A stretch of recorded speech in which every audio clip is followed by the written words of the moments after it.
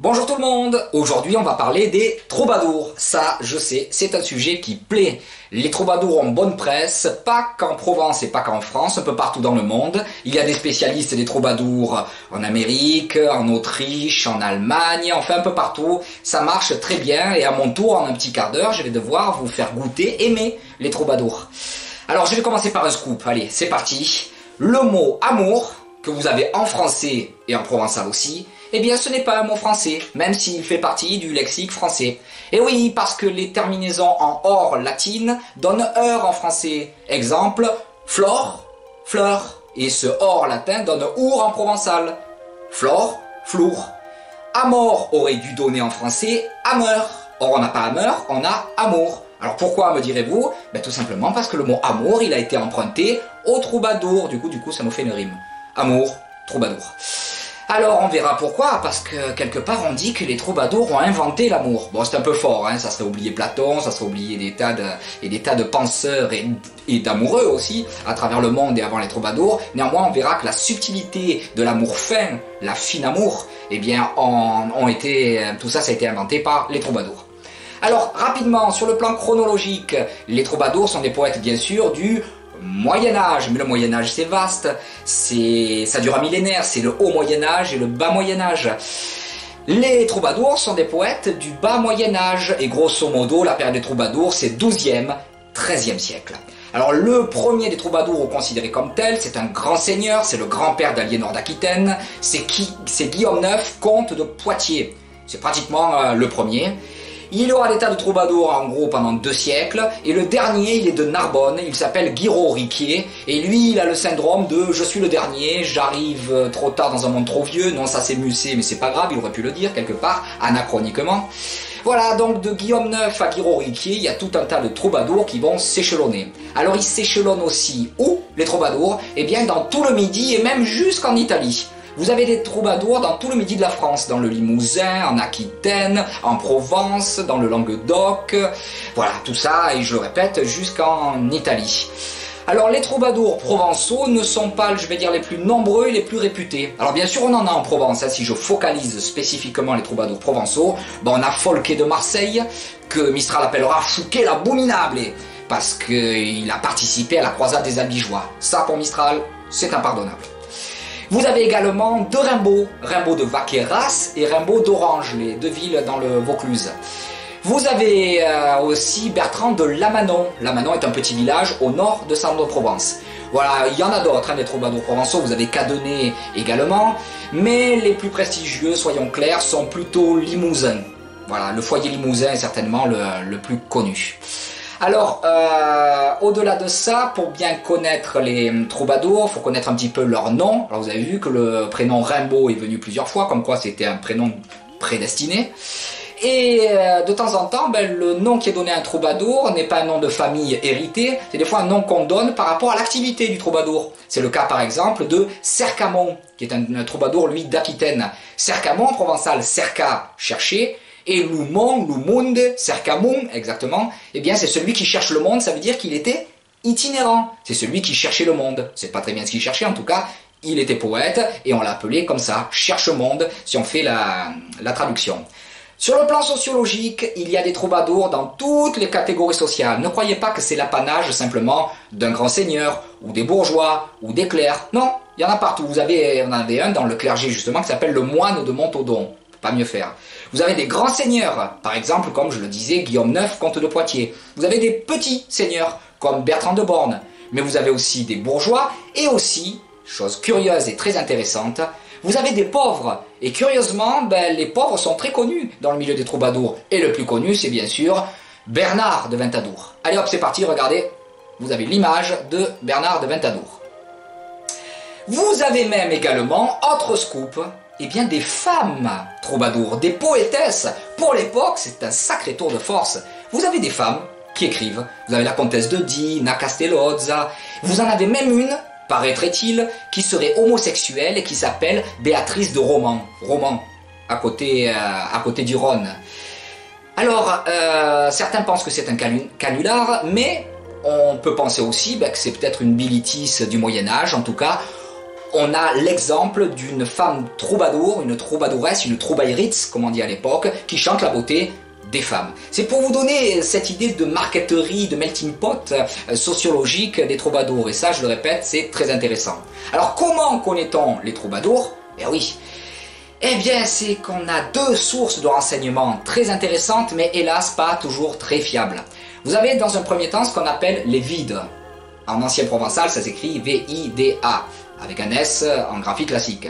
Dans ces vides, vous avez une petite notice biographique d'un troubadour, généralement d'ailleurs rédigée par un autre troubadour. Vous avez également ce qu'on appelle des razzo, c'est-à-dire en latin rationem, c'est-à-dire les raisons, c'est pour comprendre certaines choses qui sont contenues dans le poème du troubadour. Un érudit ou un autre troubadour, pour expliquer au lecteur s'il y avait telle référence ou telle autre, faisait peut-être sur un bout de parchemin une petite explication. Alors grâce à ces razzo et ces vides, eh bien on connaît un petit peu plus la vie des troubadours. Et des fois, on se demande si c'est pas romancé, certaines sont de véritables histoires, des fois merveilleuses, des fois atroces. On se demande s'il n'y a pas un aspect un petit peu romanesque dans ces vides. Quelque part, la vide elle-même est un genre à part littéraire des troubadours. Alors je vais vous en donner deux qui sont quand même assez truculentes. Il y en a une d'ailleurs que vous retrouverez dans le Décaméron de Boccace. C'est l'histoire du pauvre Guillaume de Cabestan. Parce qu'il faut savoir que généralement le troubadour est amoureux de la dame de son seigneur. Ça c'est assez fréquent chez les troubadours. Et le pauvre Guillaume de Cabestan est tombé amoureux de Sorimonde, et Sorimonde est la femme de Raymond de Castel-Roussillon. Et au lieu d'être courtois, lui il a le pire des défauts au Moyen-Âge, il est jilous, ou jalous. Vous avez compris, ça veut dire jaloux. Et un jour, alors que Guillaume de Cabestan est tranquillement dans la forêt, Raymond de Castel-Roussillon, qui sait que Guillaume de Cabestan est l'amant de sa femme, va faire tuer le troubadour. Mais ça ne s'arrête pas là. Il fait amener le corps dans la cuisine, il lui fait arracher le cœur, il prend le cœur et le fait préparer. Alors j'ai pas la recette exacte, je suis désolé, mais enfin il le fait préparer tranquillement. Il fait revenir tout ça dans une poêle. Là j'extrapole un petit peu, on ne sait pas si c'était une poêle, enfin. Il en fait un plat succulent, il ne dit rien. Et le soir, bien sûr, il présente ce plat à sa femme, qui paraît comme un autre plat de viande normal. Et oui, elle n'est pas végétarienne, Sorimonde. Là, elle aurait évité une petite mésaventure. Donc elle va manger ce plat de viande, et une fois qu'elle a dégluti la dernière bouchée, son mari Raymond de Castel-Roussillon lui demande « Alors, comment était ce plat ?» Et elle lui dit « Mon Dieu, c'était délicieux. » Qu'est-ce que c'était? Et bien sûr, Raymond de Castel-Roussillon va lui dire « Eh ben voilà, c'est le cœur de votre amant que j'ai fait tuer. » Immédiatement, la dame est éplorée, le mari veut la tuer, elle devance son acte, elle se jette du donjon et s'écrase lamentablement en bas. On raconte même que Raymond de Castel-Roussillon sera puni justement pour avoir fait manger le cœur de son amant à sa femme. Ce cannibalisme, même au Moyen-Âge, est très mal vu. Autre vide très intéressante sur un plan philosophique amoureux, et romanesque aussi, la vie de Geoffrey Rudel. Alors ça, c'est très très beau. C'est Geoffrey Rudel dans une sorte de néoplatonisme amoureux. Eh bien, il est tombé amoureux de la comtesse de Tripoli sans jamais l'avoir vue, simplement par le bien qu'il entendait dire d'elle par les pèlerins qui revenaient d'Antioche. Alors il lui écrit des poèmes, il dira même, je traduis, « Et ce n'est point merveille si j'aime ce qui jamais ne me verra », mais il ne tiendra pas, l'amour à distance, là, ça ne tiendra pas pour lui, donc il prendra un bateau et ira jusqu'à Tripoli. Mais là, il va essuyer tempête sur tempête, il va arriver à Tripoli, et là, il est quasiment mort. On annonce donc à Mélisande, la comtesse de Tripoli, que son amoureux de loin est arrivé. Elle a juste le temps de le prendre dans ses bras, et on le voit mourir dans ses bras. Et une fois qu'il l'a vu, bien sûr, il peut mourir. C'est pas voir Venise et mourir, c'est voir Mélisande et mourir. Voilà, vous voyez actuellement voilà, l'enluminure où Mélisande prend dans ses bras le pauvre Geoffrey Rudel. Il y a un très beau poème du poète allemand Heinrich Heine, désolé pour l'accent, qui raconte justement que au château de Blaye où était Geoffrey Rudel, et bien sur une tapisserie, on voit Geoffrey Rudel et Mélisande, et toutes les nuits, les deux personnages sortent de la tapisserie et peuvent s'aimer toutes les nuits. C'est beau, hein? Ça fait rêver. C'est peut-être pas vrai, mais ça fait rêver. Alors, le contenu maintenant de la poésie des troubadours, parce qu'il y a beaucoup de choses à dire. Alors première chose, c'est une poésie lyrique au sens strict, c'est-à-dire lyrique, la lyre, qui est mise en musique. Hélas, grosso modo, sur 2500 textes, il ne nous reste plus que 260 mélodies. en considérant que certains textes avaient la même mélodie. En tout état de cause, il nous manque des partitions, c'est sûr. Voilà, là je vous montre une partition de troubadour. Tous les troubadours n'étaient pas auteurs, compositeurs, interprètes. Déjà sur le plan de l'interprétation, on voit mal un grand seigneur par exemple comme Guillaume IX, comte de Poitiers, aller faire le jongleur de château à château. Non, ça c'est pas possible. D'ailleurs certains seigneurs ont leur propre jongleur qui va diffuser leurs œuvres, leurs chants, leurs poèmes. C'est le cas par exemple de Bertrand de Born dont je vous parlais, le petit seigneur de Hautefort dans le Périgord. Eh bien lui il a Papiol. Papiol c'est son jongleur qui va diffuser ses œuvres. Certains troubadours sont de bons musiciens, de bons compositeurs, mais de mauvais paroliers. D'autres sont de bons paroliers, de mauvais compositeurs. Alors tout ça, on l'a dans les vides, où le troubadour qui rédige, ou l'érudit qui rédige la vide, ne se cache pas et dit carrément, ben lui il était mauvais en composition, lui il était mauvais en poésie, un tel arrivait à faire les deux, et tout cela. Alors les poèmes de troubadour, sur le plan de la facture, sur le plan formel, c'est généralement 5 ou 6 strophes qu'on appelle des cobles, C-O-B-L-A-S, des cobles, des couplets, suivis de petites strophes finales, d'une ou deux petites strophes qu'on appelle les tornades, comme on dirait en anglais des outros. Alors, l'inspiration de ces poèmes, donc composés en 5-6 strophes et une ou deux tornades, eh bien, sur le plan de l'inspiration, il peut y avoir plusieurs manières d'écrire le vers troubadouresque. Soit on a le troubar, puisque troubadour veut dire celui qui trouve, le troubarique, c'est-à-dire le vers riche, où là on va mettre des tas de métaphores, des rimes intérieures, où ça va être le plus riche possible au niveau de la facture. Vous avez aussi l'outrouba leu. C'est celui qu'on appelait le vers clair, limpide, où on comprend tout de suite. À l'opposé d'un autre trouba, ce qu'on appelait le trobar, clus. Clus, ça veut dire clos, fermé. On est pratiquement dans cet hermétisme que le 19e et 20e siècle français développera. Certains d'ailleurs ont comparé, un des spécialistes du trobar clus, à Mallarmé. Voilà, alors certains ont dit c'est un peu exagéré et tout ça. Toujours est-il qu'il y a ces diverses inspirations. Alors, mais les genres maintenant des troubadours. Alors vous avez un genre connu que Mistral reprendra, qui est le genre du Sirventes. Alors Sirventes, c'est un poème satirique, c'est-à-dire qui se moque de quelqu'un, qui critique quelque chose qui ne va pas dans la société. Alors Bertrand de Born est le spécialiste des Sirventes, par exemple. Vous avez également des plagnes. Ces plagnes en provençal, ça veut dire se plaindre. Et ça, c'est grosso modo l'oraison funèbre. Mais j'ai gardé le meilleur pour la fin, bien sûr, la chanson d'amour. Je vous disais que les troubadours sont connus pour leur vision de l'amour. Et la majorité du corpus des poèmes troubadouresques est constitué de poèmes d'amour. Alors il y en a un qui est amusant, c'est ce qu'on appelle la tenso, ou la tenson. C'est un poème dialogué, généralement entre un homme et une femme, qui discutent d'amour.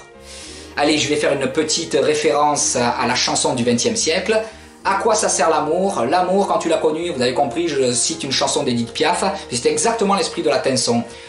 Un individu dans la tenson est pour l'amour, l'autre n'est pas pour l'amour, et en polémique, on fait ce qu'on appelle en exercice collégial une disputatio, et on réfléchit là-dessus. Bon, généralement, la personne qui répond n'est pas forcément un vrai troubadour, c'est le troubadour qui fait parler plusieurs personnes. Des fois, il y a des tensons véritables entre divers troubadours.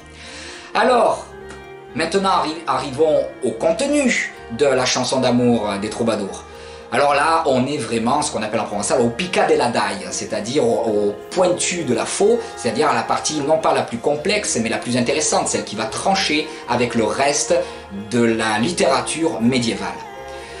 René Nelly, dans un ouvrage que je vous demanderai de lire parce qu'il est passionnant, qui s'appelle L'érotique des troubadours, a bien défini la différence entre amour chevaleresque et amour, on va dire courtois par analogie avec la littérature du Nord, qu'on pourrait tout simplement appeler la fine amour. La fine amour, c'est-à-dire l'amour fin, l'amour délicat, l'amour subtil.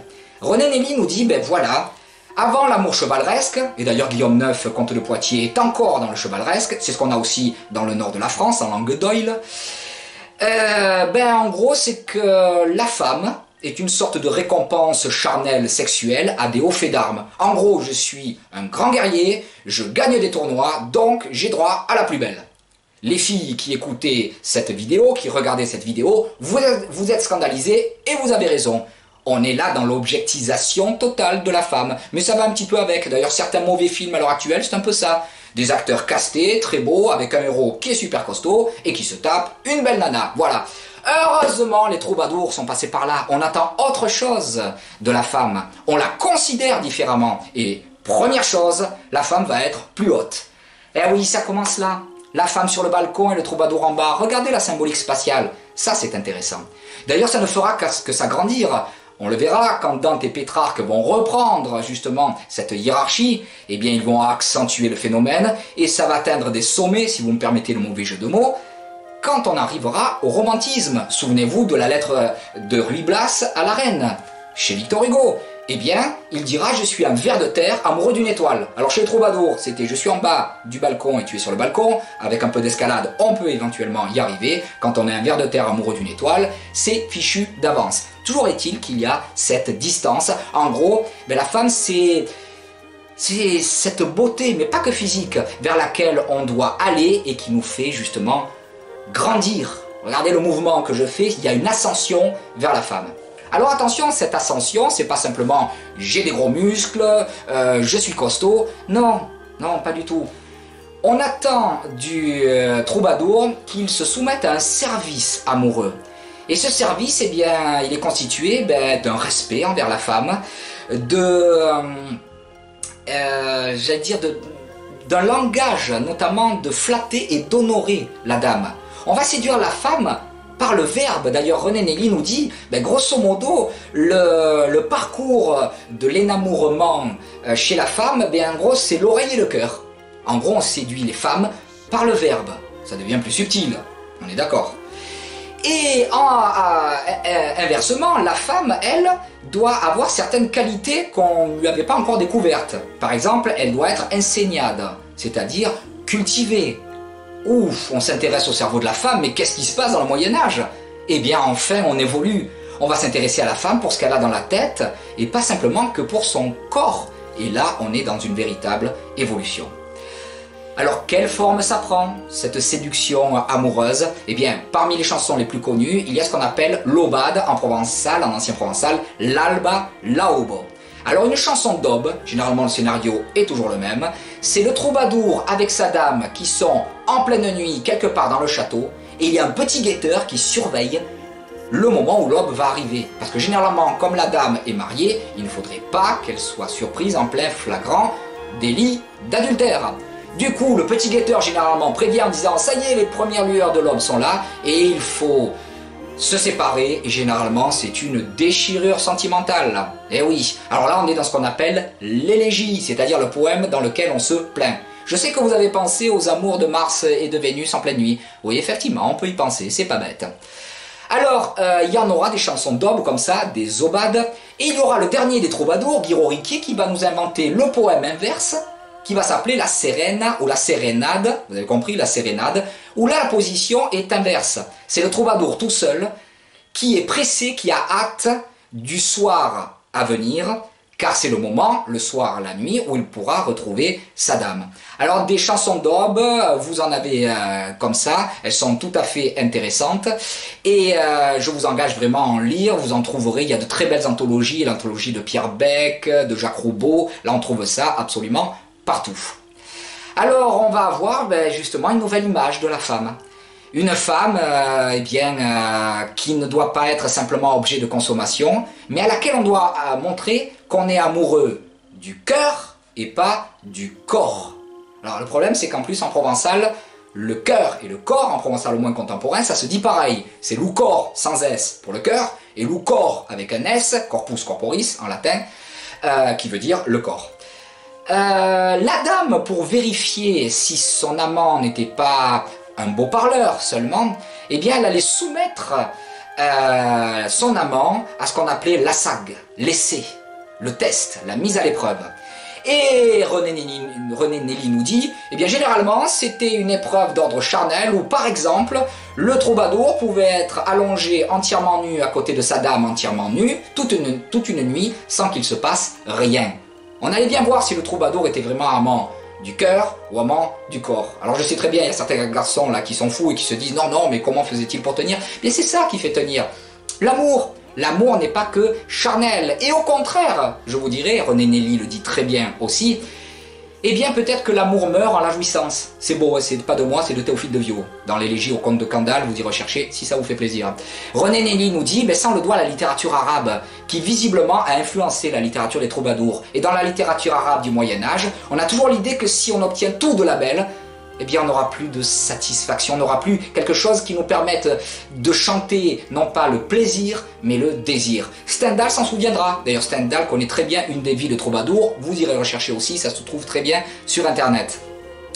Et souvenez-vous, dans Le Rouge et le Noir, quand Julien Sorel vient de partir de la chambre de Madame de Rênal pour la première fois, si je ne me trompe pas, Stendhal écrit « On pourrait dire en termes de roman que Julien n'avait plus rien à désirer ». Alors là, il faut s'arrêter sur cette phrase. N'avait plus rien à désirer. Donc on a compris la petite périphrase, autrement dit il a tout obtenu de la belle, mais ça veut dire aussi qu'il n'a plus rien à désirer, il n'a plus rien devant lui. Et ça les troubadours le craignaient vraiment. Donc on va placer l'acte sexuel à la fin. Je n'ai pas dit que l'amour des troubadours était un amour asexué, pas du tout. Ça fait partie aussi de la composante. Maintenant, on ne va pas chercher de suite, immédiatement, la satisfaction sexuelle. Il y a tout un jeu, justement, qui nous amène à l'acte sexuel. Et d'ailleurs, Luguerdon, la récompense n'était pas forcément une récompense sexuelle, c'est quand enfin on imaginait que dans la poitrine de l'autre battait notre propre cœur et que dans notre poitrine battait le cœur de l'autre, ce qu'on appelle l'échange des cœurs. Alors cet engouement pour la femme charnelle aussi, ces poésies où l'on va placer la femme au centre de tout. D'abord il y aura une réaction à l'intérieur même des troubadours dans ce qu'on appelait le contre-texte. Il y a une anthologie de Pierre Bec qui s'appelle Burlesque et obscénité chez les troubadours, où là les troubadours de temps en temps ont envie de peindre, rassurez-vous c'est très sporadique, une femme laide qui sent mauvais, qui est moche, etc. C'est bien sûr, j'allais dire, le noir qui confirme le blanc. Ça c'est la première critique. Critique doucereuse, vous en doutez, généralement c'est un jeu. En revanche, bien plus problématique va être la critique qui provient, elle, du clergé. Le 7 mars 1277, Étienne Tempier, évêque de Paris, va édicter des interdictions, dont celle, justement, eh bien, de la fine amour, de l'amour fin. En voyant que, à force d'encenser une dame, on oublie peut-être un peu la Vierge Marie. Et petit à petit, il va y avoir une sorte de contamination générique dans la poésie des troubadours, où la belle de jadis va être transformée en Vierge Marie. Mais ce n'était pas fondamentalement, essentiellement, intrinsèquement, la nature de la poésie des troubadours. Pour la poésie des troubadours, on chante une belle femme charnelle, on ne chante pas la Vierge Marie. Et petit à petit, bien la littérature des troubadours se dénaturait de cette façon-là. C'est ainsi que petit à petit, la littérature des troubadours se meurt un petit peu, par nature même, mais aussi phénomène historique, que j'ai à peine évoqué tout à l'heure à propos de Fouquet l'abominable, comme disait Mistral, c'est bien sûr la croisade des Albigeois. Alors là, vous irez rechercher partout sur Internet, ça se trouve très bien, vous savez, cette croisade des chrétiens du Nord qui vont venir attaquer le sud de la France au nom justement de l'hérésie cathare qui, selon Innocent III, avait infesté tout le sud de la France. Alors ça, pour certains militants régionalistes, c'est la catastrophe historique. Mistral en parle régulièrement, quand il parle de ces cavaliers qui viennent massacrer le sud, etc. Il y a eu de très beaux textes sur cet épisode-là. En tout cas, sur le plan historique, effectivement, les troubadours qui étaient protégés par les seigneurs du Sud, quand les seigneurs du Sud vont se faire laminer par les croisés, avec à sa tête Simon de Montfort, la croisade, et Arnaud Amaury comme chef spirituel, le pouvoir politique va perdre de sa superbe dans le sud de la France. Les anciens barons, ducs, marquis vont petit à petit perdre de leur pouvoir et les troubadours vont perdre aussi leur protecteur, leur mécène. Et c'est ainsi que, bien après le XIIIe siècle, XIVe siècle, il y a presque plus de troubadours et on va plonger dans, ensuite, au moins pour la littérature régionale, 2 siècles de silence. Après ces 2 siècles de silence, arrivera le XVIe puis le XVIIe siècle où la littérature régionale va ressurgir dans le sud de la France, mais vous l'avez compris, ça fera l'objet d'une autre vidéo. Je vous remercie d'avoir suivi cette vidéo-là et je vous dis à très bientôt. Au revoir.